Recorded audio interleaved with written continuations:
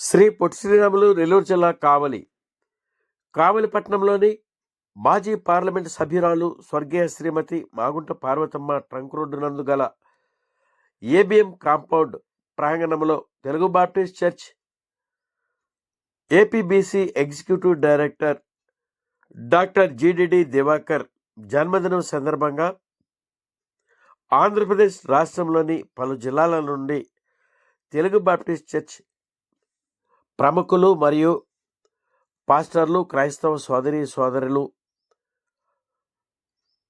APBC executive director doctor GDD Diwakar జన్మదిన వేడుకలను అత్యంత వైభవంగా ఘనంగా నిర్వహించారు.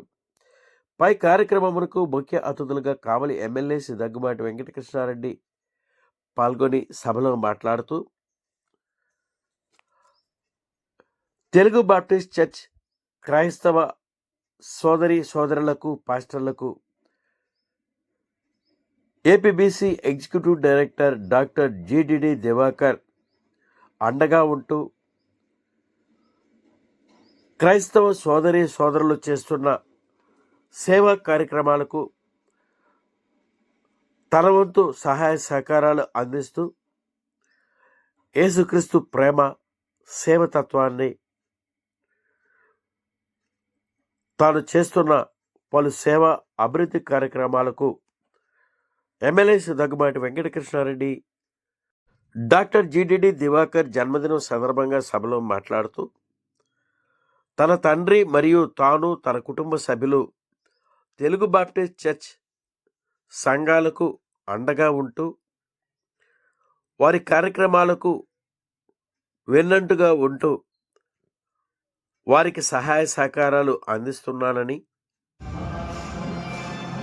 తెలుగు బాప్టిస్ట్ చర్చ్ సంఘాలను నిలబెట్టుకున్నట్లో ప్రతి ఒక్కరూ బాధ్యత వహించాలనే తెలుగు బాప్టిస్ట్ చర్చ్ ప్రతినిధులను, పాస్టర్లను, క్రైస్తవ సోదరులను కోరారు.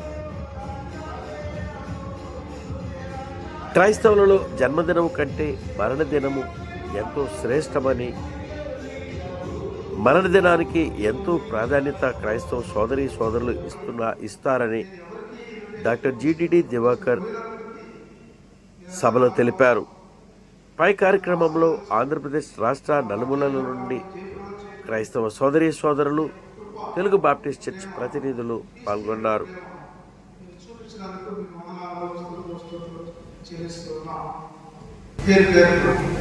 అలాగే ఎస్టీబీసీ సంస్థ నాయకత్వాన్ని నాకు 32 సంవత్సరాలు కేటాయించింది. ఆ నాయకత్వం 32 సంవత్సరాలను విజయవంతంగా కొనసాగిస్తున్నాను. ఎన్నో ఆర్గనైజేషన్లో ఎన్నో సమస్యలు ఎదుర్కొన్నారు. ఎన్నో దానాలను చేశారు.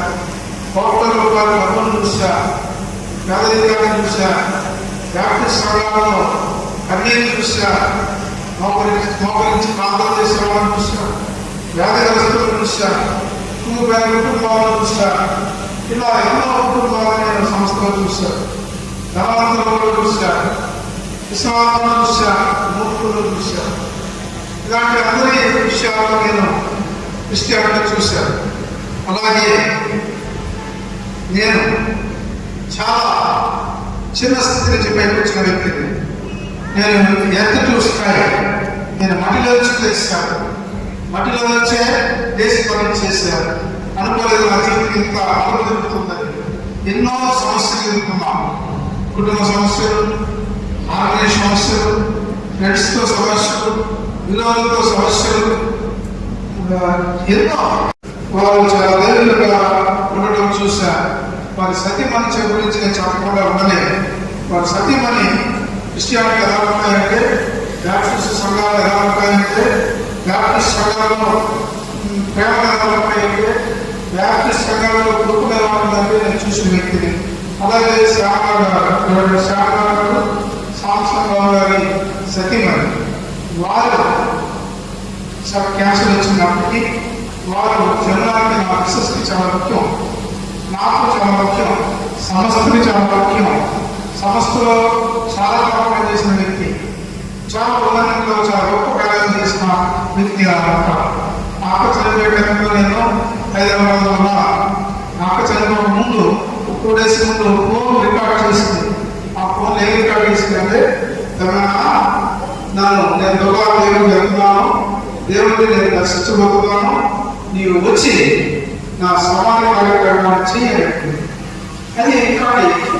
అలాగే బ్యాప్టిస్ట్ నన్ను గౌరవంగా చేయాలి.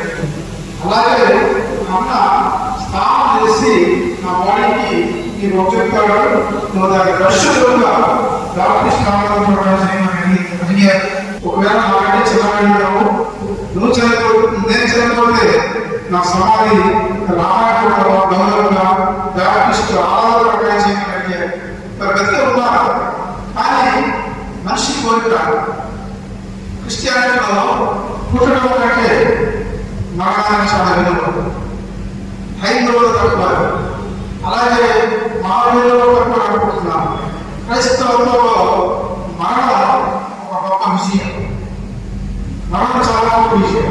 అలాగే జన్మించిన తర్వాత ఏదో ఒకటి సాధించి ఏదో ఒక దేవుడికి మేలు చేసి మరణించడం క్రిస్టియానిటీ ఇష్టం. క్రిస్టియానిటీ నాయకుల్లో ఎవరైనా చూశారు, ఎంతో మంది చూశారు, చాలా మంది చూశారు. ఇతరులు ఎంతమంది చనిపోయారు అడిగింది. వారందరూ మంచి బిషప్స్, వారందరూ సేవ చేసిన వారు, గొప్ప పరిచయం చేసిన వారు, దానాలను ఇచ్చిన వారు, ఆస్పష్టలను చాటిన వారు, భోజనం పెట్టిన వారు.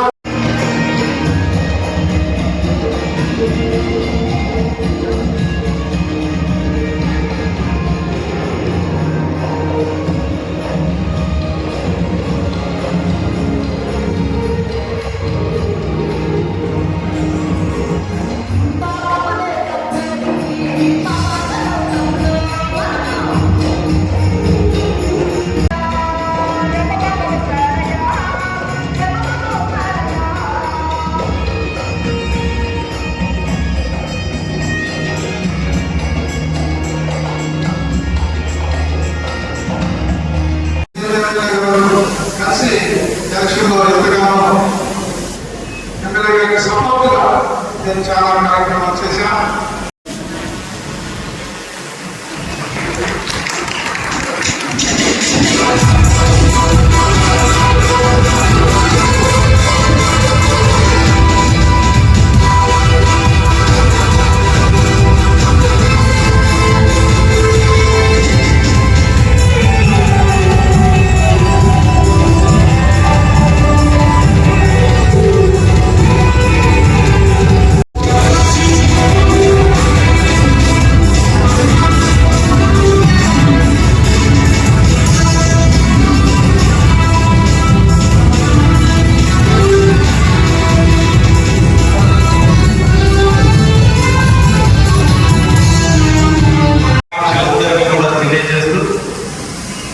మిత్రులు,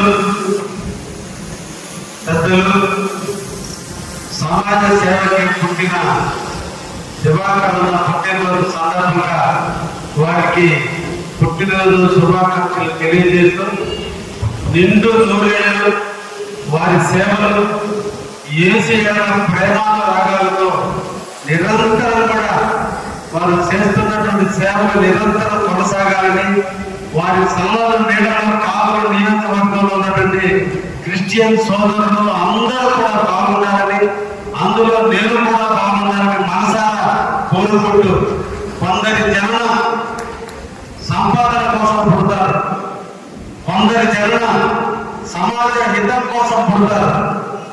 ఎన్నో వనరులు ఉన్నప్పటికీ మా సోదరుడు నమ్ముకున్న యేసు, నమ్ముకున్న సిద్ధాంతం, నమ్ముకున్న నడవడిక మీద ఆధారపడి నిరంతరం కూడా కావలి జీవిస్తూ కావలి ప్రజల అభ్యున్నతి కోసం బహుశా చాలా మంది దివాకర్ తర్వాత చాలా మంది చాలా పెద్ద స్థాయికి వెళ్ళిపోయారు. ఇన్ని రాష్ట్రాల్లో ఏబిఎన్ సంస్థలకి ఈడీగా ఉన్నప్పటికీ కూడా ఎక్కడ కూడా గర్వం అనేది ఎప్పుడు కూడా చూపించకుండా గ్రౌండ్ ఎంతో ఎక్కడ ప్రేమించే వాళ్ళు ఉంటారో వాళ్ళ పక్కనే నివసిస్తూ, బహుశా ఇటువంటి వాళ్ళు ఏ మెట్రోపాలిటన్ సిటీలోనో, మెడ్రాస్ లోనో, హైదరాబాద్ లోనో, బాంబేలోనో నివసించాలని కోరుకుంటారు. కానీ కావలిలోనే పుట్టి కావలిలోనే పెరిగి కావలిలో ఉన్నటువంటి యేసు ప్రభువుకు సంబంధించినటువంటి అందరి కోసం మన కావలికి అంకితమైనటువంటి దివాకర్ని ఇంతకంటే మనం ఏమి చూడగలం? డబ్బులు చూసావా, లేదంటే పదవులు చూసావా? ఈ రోజు నిజంగా మన కావలి కోసం కావలిలో ఉండడం అనేది అందరి వల్ల సాధ్యం కాదు. కొద్ది సంపాదిస్తేనే సిటీలకి వెళ్ళిపోవడం రోజుల్లో డబ్బుకు ప్రాధాన్యత కాదు, మనసుకు ప్రాధాన్యత కానీ కావలిలోనే ఉంటున్నటువంటి మా సోదరుడు దివాకర్ గారిని మరీ జన్మదినాలు జరుపుకోవాలి. మా కుటుంబ నీడలో ఎప్పుడు కూడా యేసుక్రీస్తు కార్యక్రమాలు నిరంతరం జరగాలి. వారి చెయ్యికి ఎప్పుడు ఎప్పుడు లేదు, పెట్టడమే తెలుసు, తీసుకోవడం తెలియనటువంటి మనసున్నటువంటి మిత్రుడు దొరకడం నా అదృష్టంగా భావిస్తూ నేను వాళ్ళ కాలేజీలో లెక్చరర్ గా చేరాలని 1994 సంవత్సరంలో మొట్టమొదట దివాకర్ గారిని కలిస్తే అప్పటి నుంచి ఇప్పటి వరకు అదే సాధించాం. ఇద్దరి మనసులు దూరంగా ఉన్నా, శరీరాలు దూరంగా ఉన్నా, ఇద్దరి భావాలు ఒకటిగానే ఉండబట్టే నిన్నటి రోజు నా ఎన్నికల్లో తను ఎన్నికగా భావించి తను పోటీ చేస్తే ఎంత కష్టపడ్డాడో అంత కష్టపడి నన్ను గెలిపించడానికి కృషి చేసిన నా తోబుట్టుకోవడానికి నా దివాకర్ గారిని మరొక్కసారి అభినందిస్తూ ఎప్పుడు ఇదే కలయికతో మేమిద్దరం ఉంటామని, ఎప్పుడు కూడా నాకంటే 1 సంవత్సరం పెద్ద కాబట్టి నాకు అందరితో సమానమైన దివాకర్ గారి ఆలోచనలు అనుగుణంగా కావాలి అభివృద్ధి చేసి తీరడంలో నేను కూడా పేద కుటుంబంలో పుట్టా, పేదవాడికి పెరిగా, కావాలి పెరిగా, కావాలి మీద మమకారంతో ఎక్కడ కూడా నేను కూడా సిటీకి వెళ్ళకుండా ఈ ప్రాంతంలో ఉండాలి, ఈ ప్రాంత ప్రజల కోసం పనిచేయాలి, ఈ ప్రాంతంలోనే కలిసిపోవాలనే ఒక దృఢమైనటువంటి సంకల్పంలో ఈ రోజు నిరంతరం కూడా మీరందరూ ఓట్లేసి గెలిపిస్తే కావాలని ఒక సేవకుడుగా ఈ రోజు మనం యేసు చెప్తున్నాడు, ప్రజలకు సేవకుడుగా ఉన్నామని చెప్పాడు. ఆయన బాటలో నేను కూడా ఒక సేవకుడుగా నిరాడంబర జీవితాన్ని అనిపిస్తూ